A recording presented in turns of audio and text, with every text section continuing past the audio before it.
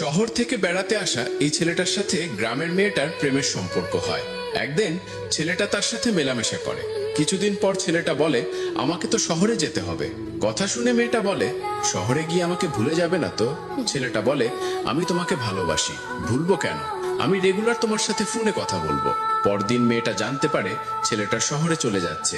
এজন্য সে দৌড়ে ছেলেটার কাছে যায়, কিন্তু ততক্ষণে ছেলেটা চলে যায়। এরপর বেশ কিছুদিন কেটে যায়।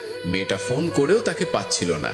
পরদিন মেয়েটা কাউকে কিছু না বলেই শহরে চলে যায়, কিন্তু 10 দিন যাবত তার কোনো সন্ধান পায় না।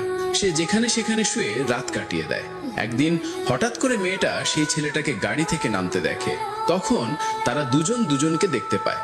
ছেলেটা তাকে আড়ালে নিয়ে গিয়ে বলে, তুমি এখানে কেন? মেয়েটা বলে, আমি তোমাকে ছাড়া থাকতে পারছিলাম না। ছেলেটা বলে, আমি বিয়ে করে ফেলেছি, আর আমাদের মধ্যে যা হয়েছে সব ভুলে যাও। কথা শুনে মেয়েটা কান্নায় ভেঙে পড়ে।